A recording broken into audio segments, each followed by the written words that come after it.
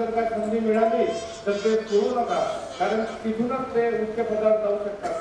असा एक माझा ध्येय आहे. परंतु एक हा भविष्यातला संकेत आहे.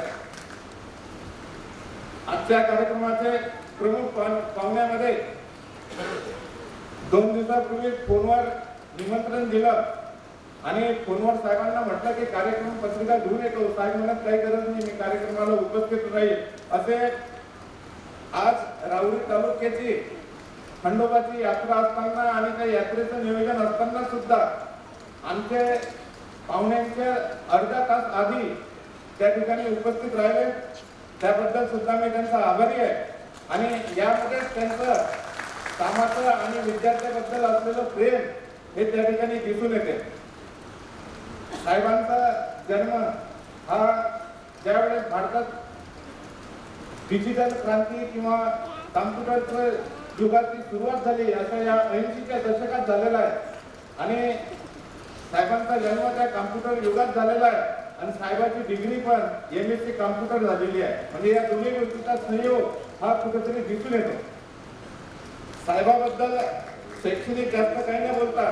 साहेबांची BSc कॉम्प्युटर आणि MSc कॉम्प्युटर हे डॉक्टर बाबासाहेब आंबेडकर मराठवाडा विद्यापीठ श्री छत्रपती संभाजीनगर इथून झालेली आहे. आणि तिथून त्यांनी 2003 पासून पुणे पोलीस या ठिकाणी कारभार करत अशा पद्धतीने 2015 मध्ये क्राईम ब्रांच सायबर जो आजचा एक फार मोठा गुन्हेगारीचा एक अविभाज्य भाग झालेला आहे सोशल मीडियाच्या माध्यमातून, असं या सायबर क्राईम मध्ये साहेबांनी काम केलेलं आहे. आणि त्यांच्याबद्दल मला या ठिकाणी सांगावसे वाटते की गेल्या राहुरी तालुक्यामध्ये 1.5 वर्षापासून साहेबांनी कितीतरी ज्या अल्पवयीन मुली होत्या आणि त्यांच्यावर जे विविध प्रकारच्या पीडा किंवा त्यांच्यावर जे अत्याचार होत होते अशा 60 मुलींची सुटका सुद्धा केली.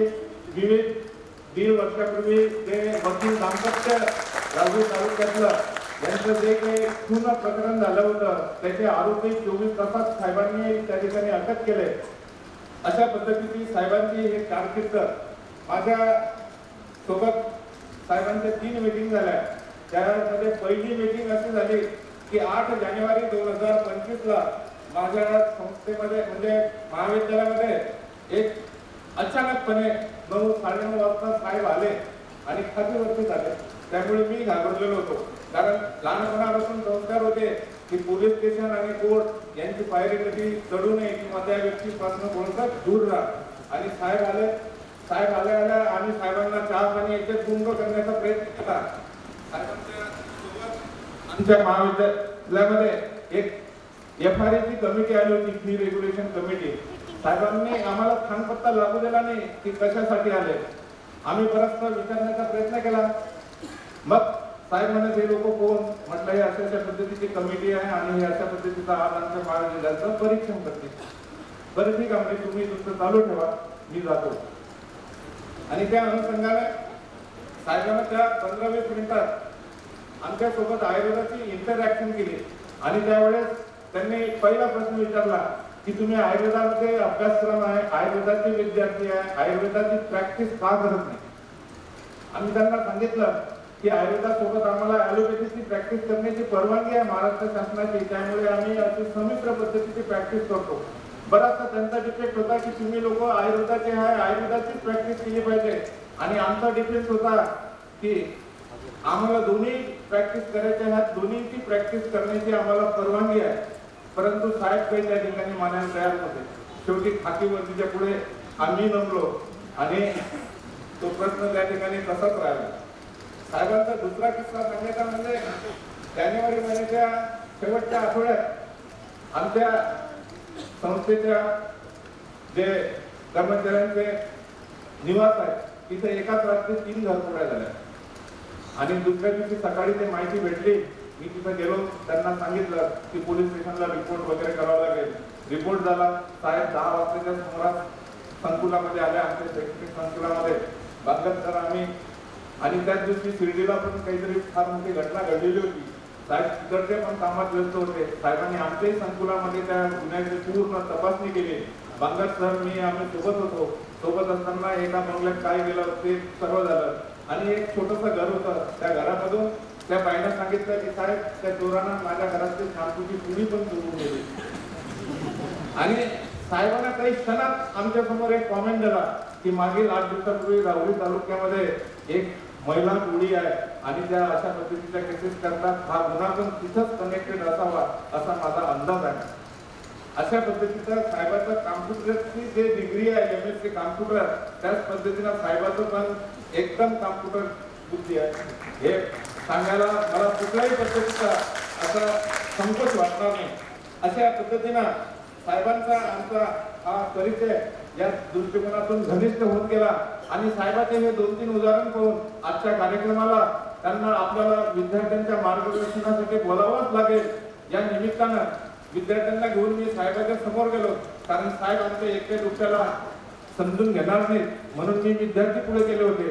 तिथे त्यांच्या कॅबिन मध्ये त्यांनी सुरुवातीला विद्यार्थ्यांना चहा पाणी केलं, परंतु नंतर असं फाईलवर घेतलं की तुम्ही आयुर्वेदाचे लोक इंटरव्ह्यू कुठे केली, किती कशा पद्धतीने केली, तिथं त्या गावामध्ये किती आडनावाचे पेशंट होते, तिथं डॉक्टर कोण होते, अशा पूर्ण त्या विद्यार्थ्यांचा सखोल अशा पद्धतीचा गुन्ह्यासारखा तपास केला. आणि आता मध्ये जे काही बोलायचं आहे ते कार्यक्रमाच्या दिवशी बोलेल असे हे साहेब आम्हाला या ठिकाणी प्रमुख पाहुणे म्हणून भेटले. त्याबद्दल खरंच मी त्यांचा आभारी आहे. यासोबतच साहेबांनी त्या दिवशी विद्यार्थ्यांना तर मार्गदर्शन केलंच, मला पण मार्गदर्शन केलं की तुम्ही 20-21 वर्षापासून त्या ठिकाणी प्राध्यापक म्हणून काम करता. तुम्ही वैद्यकीय सेवेमध्ये अर्ली मॅरेज याबद्दल काय तोटे आहेत, दुष्परिणाम आहेत हे समाजाला समजून सांगता, त्याच्यावर प्रतिबंधात्मक उपाय करता. परंतु लेट मॅरेज याबद्दल तुम्ही कुठल्याही प्रकारचं त्याचे दुष्परिणाम त्याचे तोटे हे समाजापर्यंत पोहोचत नाही, ते पोहोचवण्याची गरज आहे. जर लेट मॅरेज असेल तर त्याच्यापासून आपल्याला सिझरियन सेक्शन कशा पद्धतीने प्रिव्हेंट केला जाईल याचा पण विचार केला पाहिजे. अशी मला मार्गदर्शन करून या विद्यार्थ्यांकडनं तुमच्या स्टाफकडनं अशा पद्धतीचं कार्य तुम्ही करून घ्या अशा पद्धतीचा मला मार्गदर्शन केला. आज मी साहेबांना आश्वासित करतो की आमच्या विद्यापीठाच्या मोठ्या पदावर असलेले अधिकारी या ठिकाणी आहेत आणि तुम्ही हे जे प्रश्न माझ्या समोर मांडला होता तो आता मी विद्यापीठाच्या समोर मांडेल आणि त्याला राज्य स्तरावर राष्ट्रीय स्तरावर की डिलेड मॅरेज याचे काय दुष्परिणाम आहेत याचा स्टॅटिस्टिकल इव्हॅल्युएशन आणि त्याच्याबद्दल समाजामध्ये प्रचार व प्रसार घडून आणावा यासाठी जे काही संशोधनात्मक माहिती किंवा संशोधनात्मक कार्य करायचं त्याच्यासाठी लागणारा खर्च हा सर्व विद्यापीठाच्या माध्यमातून प्राप्त करून तुमचा हा विषय समाजासमोर आम्ही निश्चित नेण्याचा प्रयत्न करू.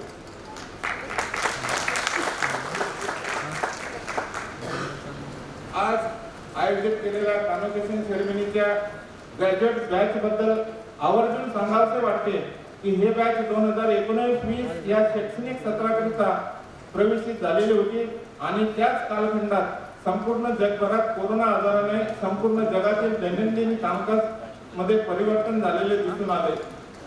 या बॅच पासूनच या महाविद्यालयामध्ये प्रथमतः ऑनलाईन क्लासेस झूमद्वारे आयोजित करण्यात आले. त्यामुळे या बॅचच्या विद्यार्थ्यांनी इथे जे युगांतर म्हणून जे एक नाम उल्लेख त्या बॅचला त्यांनी लेबल केले हा खरंच तंतोतंत या बॅचमुळे ऑफलाईनचे क्लासेस आमच्या महाविद्यालयामध्ये ऑनलाईन झाले आणि हे नामकरण त्यांनी जे केलं हे योग्यच केलं याबद्दल माझ्यामध्ये कुठलेही दुमत नाही आणि त्याच्यात कुठलाही मात्र सांगतो नाही.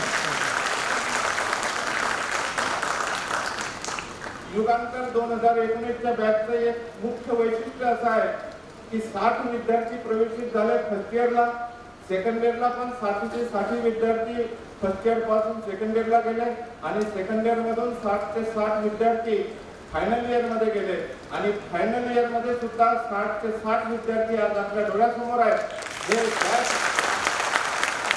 हे बॅच अशा पद्धतीची युगांतर बॅच आहे की त्यांच्यासोबत अजून 3 विद्यार्थी असे आहेत की ते बरेचसे थोडे टप्प्याटप्प्यानं पुढे जात होते, पण यांनी त्यांना सोबत घेऊन 60चे 63 केले, त्यांना पण पुढे काढलं.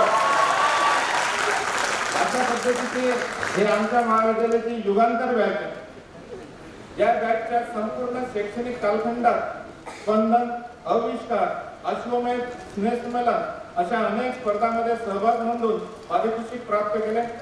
यापुढे सुद्धा हे सर्व विद्यार्थी समाजाला उत्कृष्ट अशी आरोग्य सेवा देऊन रुग्णांकडून, त्यांच्या नातेवाईकांकडून, समाजातील प्रतिष्ठित लोकांकडून चांगले डॉक्टर साहेब अशी उपाधी प्राप्त करतील अशी अपेक्षा त्यांच्याजवळून व्यक्त करतो.